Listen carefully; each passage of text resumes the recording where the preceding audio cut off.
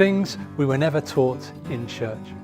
This is going to be an occasional series on aspects of teaching that many feel are yawning gaps in the church's curriculum. We'll do them from time to time, these episodes. Things that are hot issues but rarely spoken about in church pulpits. I'd love your input on what some of these might be, so let me know. Contact me at jules@dchurched.com. That's JOOLS at Dechurched, DCHURCHED.com. Now, the ones we do talk about, you may well prove me a liar and say you have heard that talked about a lot in church and your experience might be different to mine. That's fine. Let us know on our Facebook page what your experience of that issue was and the take-home message that you got from it. Today's topic is the environment and creation. This is Dchurched.com. Welcome.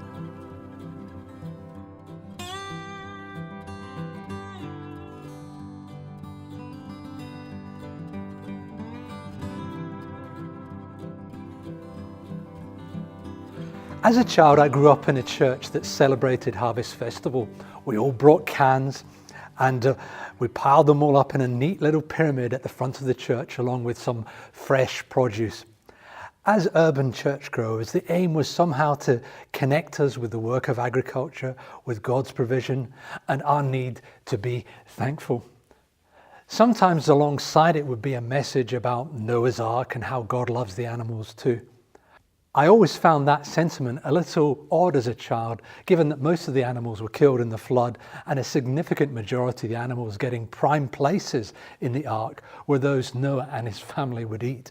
So the message sent to me as a child may have been something valid, but what I heard was somewhat vague and confusing and didn't resonate significantly with my psyche. And that was about it for creation and the environment until the following Harvest Festival a year later. Most of the rest of the services on Sunday were about our place in God's plan. And God's plan was roughly defined as human salvation, and that meant getting to heaven when we die.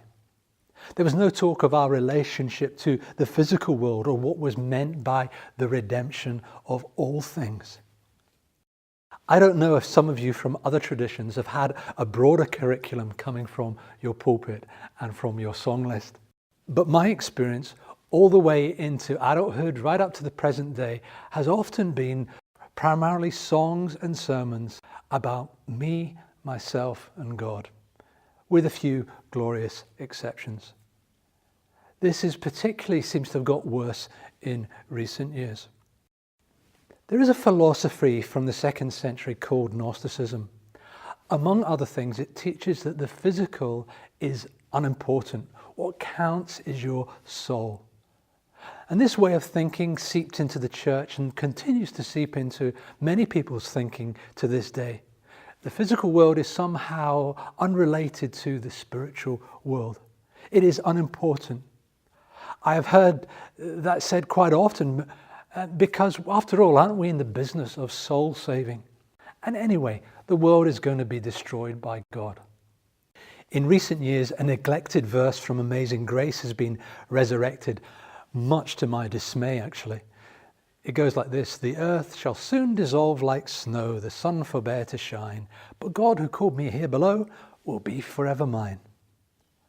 The concept of the earth being destroyed has been popularized in books about the second coming for years. And some even think that it really doesn't matter what we do to the planet because God's going to destroy it in the end. But that whole way of viewing the world is based on a misreading of 2 Peter 3. In some translations of that passage, it seems to imply that the earth will be destroyed. But the term used there is that of a refining fire. The earth will be purified. The good will be kept. The brokenness, the evil will be destroyed. Another basis for such a casual relationship with the physical world has been, again, a misreading of the call of Adam and Eve. In some translations, their role towards the physical world could be described as a dominating one. Go and subdue the earth. Historically, this has been used to justify a wholesale pillaging of the planet's resources. But the text is not saying what it was then used to say. And when you couple such misreadings as these with a popular theology that says this world is unimportant, you can start to see why we now have such a climate crisis on our hands. But suppose this. Suppose salvation is not about us. Suppose we are saved as part of God's rescue plan for the whole of creation. Suppose God's not interested in how well we sing our Me, Myself and Jesus songs on a Sunday, and more interested in how we treat the planet and others who are part of that creation on Monday morning. Suppose the Spirit of God is calling us out of our culturally driven narcissism so that we focus not so much on our own souls and more on His kingdom coming, guess where? On earth. Just suppose, as Romans 8 says, all creation is literally, in the Greek, on tiptoe, straining over the horizon, trying to see the revealing of this future new creation, waiting to see how we live out the kingdom on this physical place we call earth. In the few moments left for this podcast, let me highlight a more positive theology for creation. The story of Genesis begins with a call for humans to steward and nurture His creation. God, in fact, walks among them, it says in Genesis 2 and 3. Tom Wright, the theologian, talks about humans being angled mirrors reflecting the glory of God out to creation and creation's praises back to the Maker. The end of the book of Revelation ends with all the promises and glimpses of Eden being fulfilled. And we see a garden city with great fruitfulness coming down to earth. Notice what happens there. Heaven comes down to earth, not souls going up to heaven. And then the healing of earth takes place symbolically in the book of Revelation.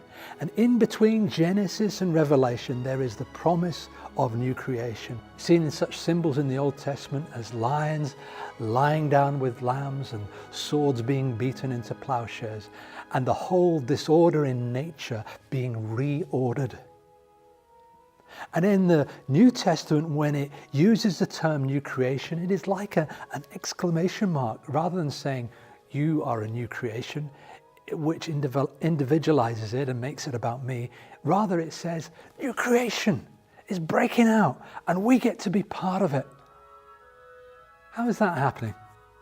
Because at the heart of Christian theology, it says this: when Jesus was resurrected, He wasn't a ghostly soul floating about like Casper the Friendly Ghost, like the Gnostics would have you believe. Instead, He was flesh and blood. He could eat a fish supper and be touched. And yet His body was also transformed. He could suddenly appear through locked doors and walls and in multiple places at once.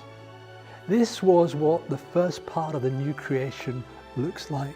And throughout John's Gospel, John is at pains to help us see the story of Jesus in the light of Genesis 1 to 3 and the promises of a new earth that are made in the Old Testament. So new creation has begun in the resurrection, and all creation is on tiptoe straining to see what it looks like, and we get to play a part in it too, being angled mirrors towards the created order, reflecting God's goodness in how we steward the earth. That's a very, very fast summary of the Bible's view of creation and new creation. So what's the take home of all this if your church has not taught this? If you are still in church and have some power, improve the song list. One plea I'd like to make sure the songs speak even more about our embodied life in the world and in creation than about personal salvation, if only just to correct the imbalance. It might not be too much to say, show me your song list and I will tell you your theology. Secondly, nag your pastor on such issues regularly. And whether you're in church or not, become engaged with the climate crisis, even if you don't believe it's caused by human activity. There is no doubt that our oceans are polluted with plastic and garbage, the bees are dying, animal extinction is at unprecedented levels, and if the ice sheet continues to melt, we are in trouble. You may not think it is caused by humans, in some ways, it doesn't matter what you think on that. It is our job as stewards to attempt to do something about it and to not do things that we know will make it worse. So I'd say get involved.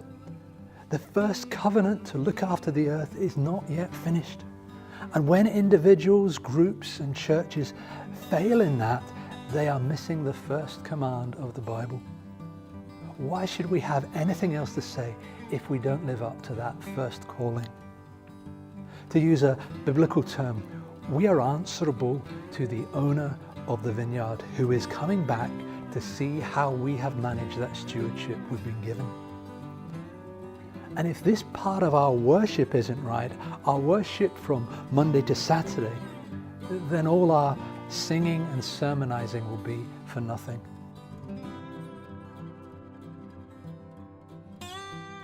Let us be at least part of the answer to the prayer, your kingdom come on earth. This is Dchurched.com. Don't forget to like this podcast and join our Facebook group. We're also on Patreon now, so we would love for you to support this ministry financially. So please go there so we can continue with more podcasts. My name is Jules. Thanks for listening.